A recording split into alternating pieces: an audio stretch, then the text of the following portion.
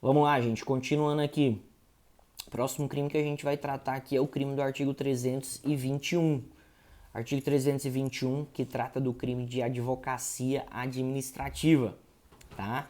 Artigo 321, estiver acompanhando, trata do crime de advocacia administrativa. O que é o crime de advocacia administrativa? Crime de advocacia administrativa é aquele que acontece quando o funcionário público patrocina, tá? Presta atenção no verbo, patrocina, direta ou indiretamente, interesses privados perante a administração pública. Então se liga só, advocacia administrativa é um crime praticado por funcionário público quando este funcionário público ele patrocina direta ou indiretamente interesses privados perante a administração pública, vírgula, valendo-se da sua condição de funcionário público.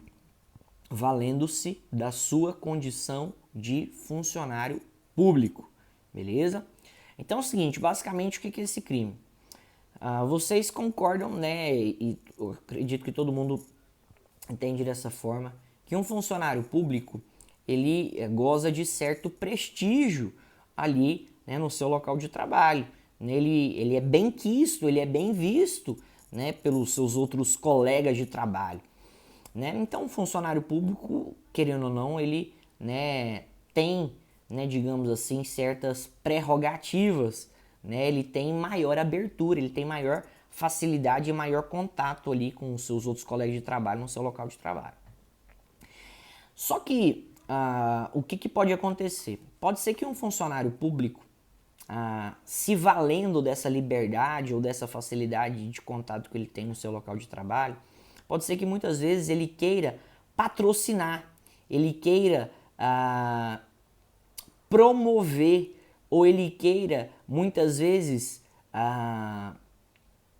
ajudar, tá, terceiras pessoas ou ajudar interesses de terceiras pessoas dentro da administração pública.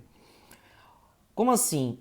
Esse crime, ele não tem um nome de advocacia administrativa à toa. Ele tem esse nome porque esse crime acontece quando o funcionário público, ele serve ou ele atua como advogado de terceiros ou advogado dos interesses de terceiros perante a administração pública.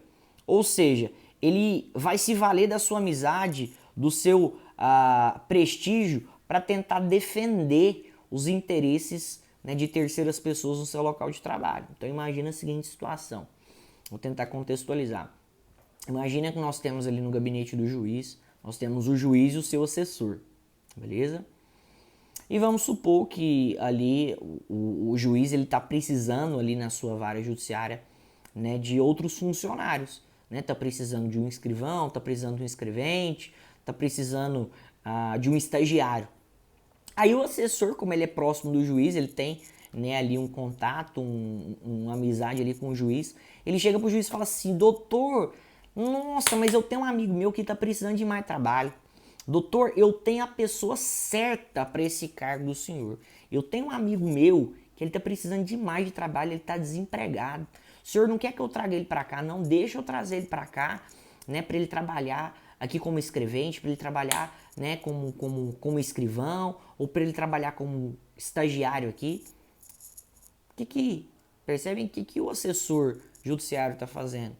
Dentro da administração pública, num local em que se deve, né, ser priorizado os princípios ali, né, da moralidade, né, um deles, ele está com o juiz, né, advogando para um conhecido dele. Ele está patrocinando os interesses de um amigo que está desempregado e defendendo os interesses dele ali na administração pública. Ou seja, ele está falando para o juiz contratar um terceiro amigo dele.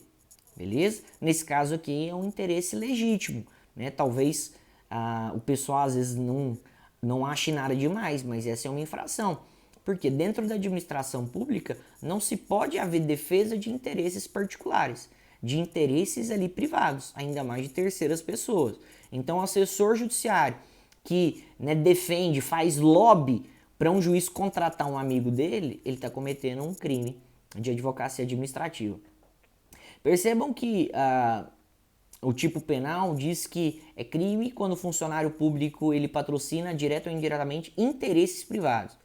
Percebam que esse interesse aí pode ser um interesse legítimo, igual nessa situação que eu dei, né, um amigo que está desempregado, ou um interesse ilegítimo. Imagina a seguinte situação, mesma situação, um juiz e um assessor. E um juiz está com um processo para julgar vamos supor, um juiz criminal, ele está com um processo de determinado réu que está sendo acusado por um crime de roubo. O assessor, então, né, vai olhar o processo e percebe que o réu ali é seu amigo. O que o assessor chega para o juiz? Doutor, te pedi, absolve esse réu aí, faz o seguinte, não condena ele não. Doutor, pelo amor de Deus, não faz nada aí com o réu não. Cara bom, conheço, família boa. Ele é da minha rua, cresci com ele. Faz o seguinte, arquiva esse processo aí. Não julgue ele não, por favor, doutor. O que o assessor está fazendo a ele? Ele está defendendo o interesse de um conhecido dele, de um colega dele, perante o judiciário, perante o juiz. Ele está se valendo da condição dele de funcionário público, da facilidade de prestígio que ele tem ali no seu ambiente de trabalho, e ainda mais com o juiz, defendendo os interesses de um conhecido dele que cometeu um suposto crime. Ele está pedindo, ele está intercedendo perante o juiz para que o juiz absolva aquele réu ou arquive o processo, simplesmente porque ele é conhecido, tá, daquele rapaz. Ou imagina a seguinte situação, vamos pensar na seguinte situação aqui. Vamos pensar aqui que nós temos vamos colocar aqui um escrivão de polícia, tá? E um delegado, tá? Vamos supor que acontece ali uma investigação de um suposto crime financeiro praticado por uma empresa, né? E o delegado ali começa as investigações e o escrivão olha a empresa e percebe que a empresa é do sogro dele, beleza? O que o escrivão faz? Chega pro delegado, doutor, pelo amor de Deus, arquiva esse processo, doutor, não começa as investigações não, por causa que essa empresa ali é do meu sogro, não faz isso não, conheço ele, ele, né, o pai da minha esposa, o pai da minha namorada, que seja.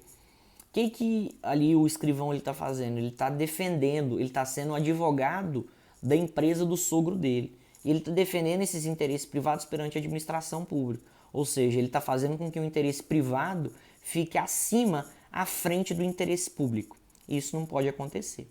Beleza? Então, o crime de advocacia ali administrativa acontece justamente quando um funcionário público, valendo-se da sua condição de funcionário público, dessa facilidade, desse prestígio perante ao ambiente de trabalho, ao seu colega de trabalho, advoga, ou seja, quando eu falo advogar, gente, não é advogar na acepção da palavra como advogado, tá? É advogar no sentido de patrocinar, no sentido de defender interesses privados de terceiras pessoas perante a administração pública. Esse interesse privado pode ser um interesse, quando eu falo interesse privado, detalhe, não é interesse próprio, tá? É interesse privado de terceiras pessoas. Pode ser interesse legítimo, pode ser interesse legítimo.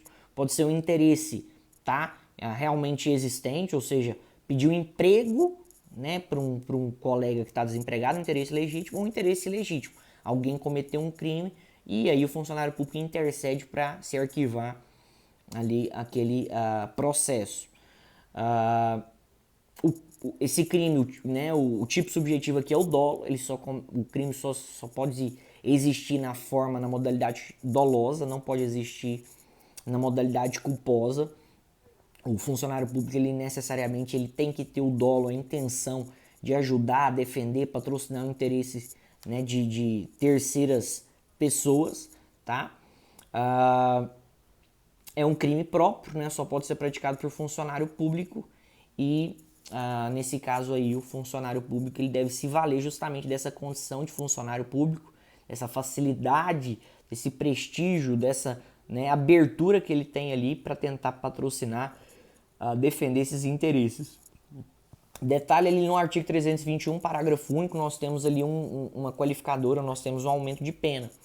Se o interesse que for patrocinado pelo funcionário público foi indevido, foi ilegítimo, como eu falei para você, um conhecido comete um crime e o funcionário público pede para arquivar o processo, né? O funcionário público pede arquivar o processo e não ser investigado ou não ser julgado aquele crime quando o interesse for ilegítimo, a pena ao invés de ser de 1 a 3 meses é de 3 meses a 1 ano, beleza? Mas de qualquer jeito são crimes de menor potencial ofensivo, beleza?